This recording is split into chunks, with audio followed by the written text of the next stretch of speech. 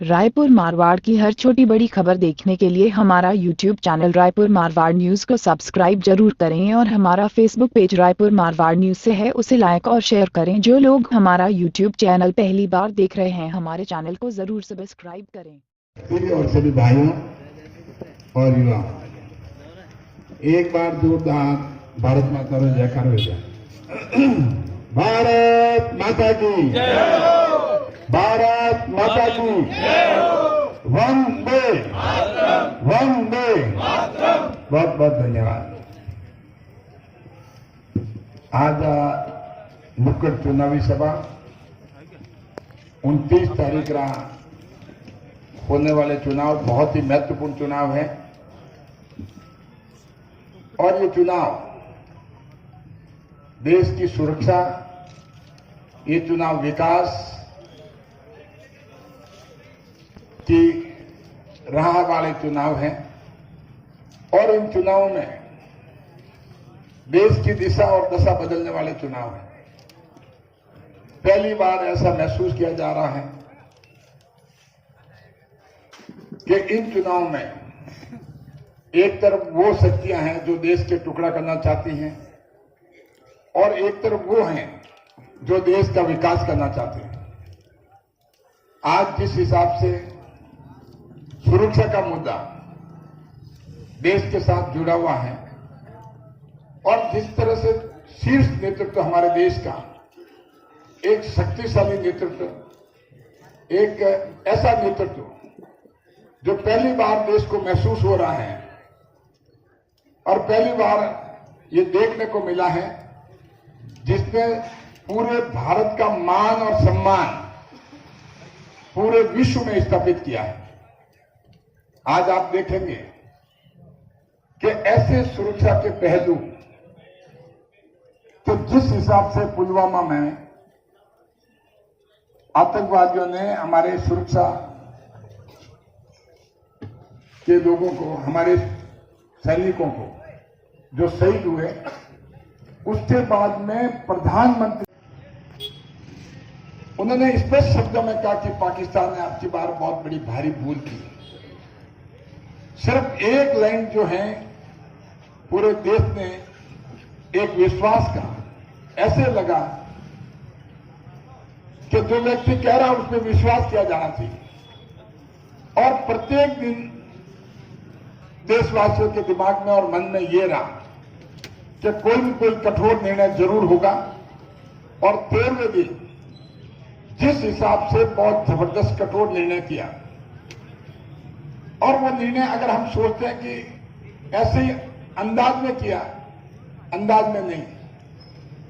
पहले मोदी जी ने पूरे विश्व को अपना दोस्त बनाया, पूरे विश्व के देशों के जहां जहां भ्रमण करके, जहां जहां उनके पास जाकर के भारत की संस्कृति के बारे में, भारत के टॉलरेंस के बारे में बताया और जब पूरा विश्व उनके साथ हुआ उसके बाद में उन्होंने अपनी शक्ति स्थापित की कि किस हिसाब से हमने सैटेलाइट वगैरह छोड़ कर करके एक शक्तिशाली देश के रूप में अगर प्रदर्शित किया तो नरेंद्र मोदी ने किया और उन्हीं सैटेलाइट के माध्यम से आज हमारे पास में इतनी बड़ी शक्ति है। आज मोदी जी ने देश को इतना बड़ा शक्तिशाली देश बना दिया है कि 100 सैटेलाइट एक साथ छोड़ने का अगर श्रेय विश्व में जाता तो भारत को जाता है और वही सैटेलाइट, क्योंकि आने वाले टाइम में किसी राष्ट्र की अगर ताकत होगी तो ये होगी कि उसके स्पेस में ताकत कितनी है, क्योंकि जिस हिसाब से टेक्नोलॉजी बढ़ी है, आज कंप्यूटर का युग है, मोबाइल का युग है, तो हम देखते हैं कि मोदी जी ने पूरा का पूरा जिस हिसाब से जोर दिया कि आगे की विजन देश का बनाया है, आगे का रोड मैप बनाया है और उन्होंने स्पेस में सैटेलाइट छोड़ के भारत की ताकत को स्थापित किया है। और अभी यही नहीं, अभी हाल ही में किस हिसाब से एक मिसाइल से 300 किलोमीटर ऊपर सैटेलाइट, सर्विलियंस सैटेलाइट को नष्ट किया, क्योंकि आने वाले टाइम में देश की जो ताकत होगी वो तकनीकी होगी और तकनीकी कहां होगी, वो स्पेस में होगी और अगर आपका स्पेस की तकनीकी को खत्म अगर किसने कर दिया है तो वो देश कमजोर हो जाएगा। तो आज पाकिस्तान और भारत के बीच में अगर हम देखें तो स्पेस में उसके भारत के मुकाबले में पाकिस्तान कहीं भी नहीं। आज भारत को मोदी जी ने इतना शक्तिशाली देश की पूरी आम जनता अब की बार ये सोच रखा है और इतनी स्ट्रॉन्ग फीलिंग कि पार्टी पॉलिटिक्स से ऊपर करके हर व्यक्ति ये सोचने लगा कि हमें तो जैसे अर्जुन को चिड़िया की आंख दिख रही है, वैसे के वैसे आम मतदाताओं को और आम जन को मोदी दिख रहा है और 29 तारीख दिख रही है। ये अपने आप में बहुत बड़ी बात है। तो मेरा तो आपको यही कहना है कि विकास के मामले में मोदी जैसा आज मैं जहां पर भी घुमा सबसे बड़ा मुझे लगा एक ही बात लगी कि पानी की, जो जिस हिसाब से पानी की किल्लत है कभी भी इसको प्लान नहीं किया। 60 साल के कांग्रेस के राज में ऐसा नहीं कि पानी की कोई कमी थी, ऐसा नहीं कि पैसों की कमी थी। पानी की कमी नहीं, पैसों की कमी नहीं। तो पैसे अगर नहीं होंगे तो पानी आ नहीं सकता, पैसे अगर भ्रष्टाचार में चले जाएंगे तो प्लानिंग बन नहीं सकती।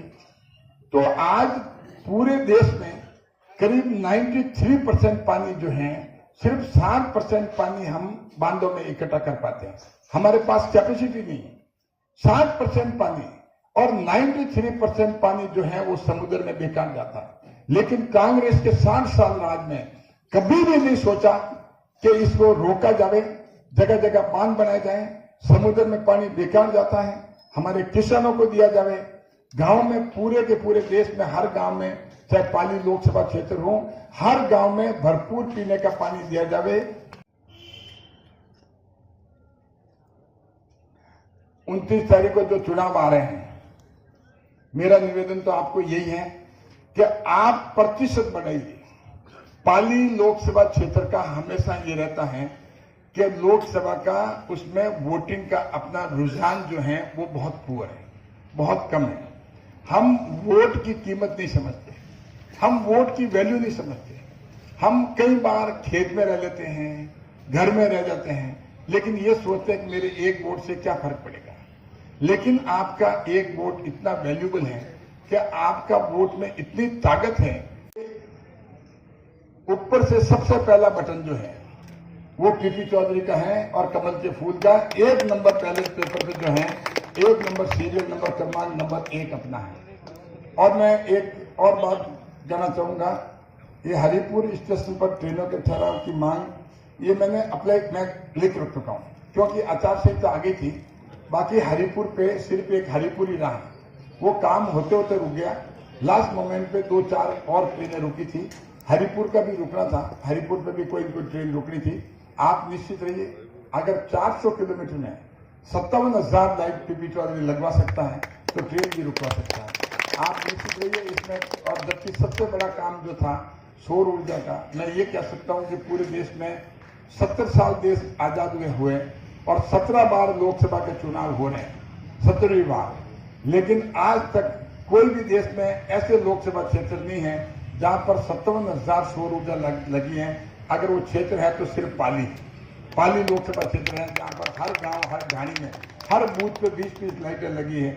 ये अपने आप में बहुत बड़ी बात है। और 125 करोड़ की लाइटें, क्योंकि सांसद फंड तो 25 करोड़ ही होता है, उसके बाद में 125 करोड़ में अलग से मेरी मेहनत से मैंने भामाशाह से ला करके पूरे संसदीय क्षेत्र को एक परिवार समझा। क्योंकि जब आपने इतना बड़ा मुझे आशीर्वाद दिया तो मेरी भी ड्यूटी होती है कि मैं पूरे संसदीय क्षेत्र के 400 किलोमीटर के सभी भाइयों को अपना परिवार समझता हूं, क्योंकि आपका आशीर्वाद मेरे पे बना रहे।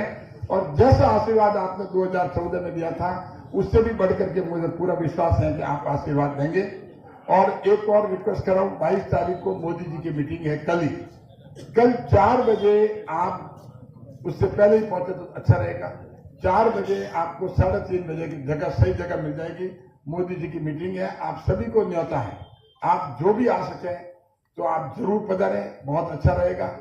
अब मैं एक अंतिम में एक बात पूछता हूं, कहते हैं आप लोग तो हाथ खड़े करके बताओ, आप सभी चाहते हैं तो आप जो हैं वास्तव में जोश जबरदस्त है। तो मैं चाहूंगा कि मैं 11 बार बोलूंगा, अब की बार आप बोलेंगे मोदी सरकार। और आवाज इतनी तेज होनी चाहिए कि पूरे रायपुर में पता लग जाना चाहिए।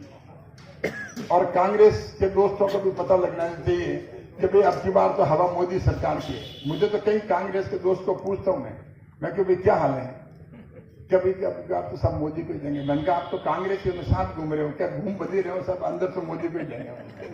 अब आप ये हाल है, क्योंकि उनका सोचना गलत नहीं है, उनका सोचना राष्ट्र के लिए।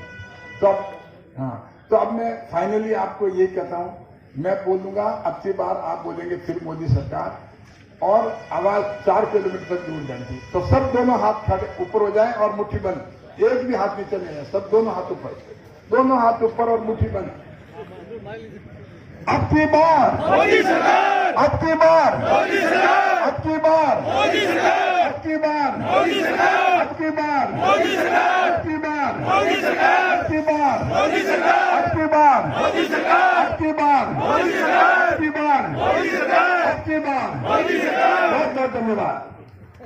स्वागत के लिए जयप्रकाश जी सोनी से निवेदन करूंगा एवं कमाली दिल्ली से निवेदन करूंगा कि आप इनका माला एवं साफा पहना कर स्वागत करें। जयप्रकाश जी एवं कमाली दिल्ली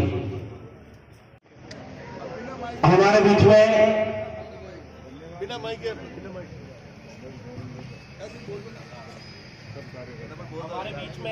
दिल्ली के हमारी विधायिका शोभा जी चौहान के स्वागत के लिए मैं निवेदन करूंगा बंसीलाल जी भाटी से एवं अमर जी पधारे हैं। इनके स्वागत के लिए मैं नारायण जी सरपंच साहब से निवेदन करूंगा कि आप इनका माला पहनाकर डेयरी के चेयरमैन प्रताप सिंह जी बीटिया पधारे हैं, इनके में नहीं बात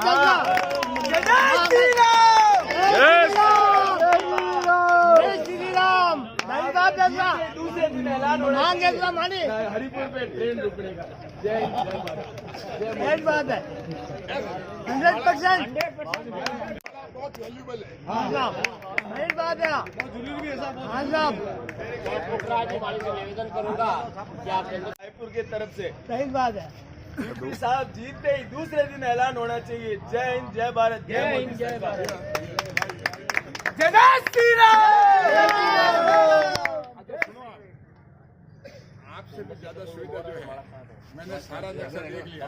मुझे बार बार हरिपुर उतरना पड़ता है, इसलिए मैं ढंग की ट्रेन रुकाना चाहता हूँ। हरिपुर में भी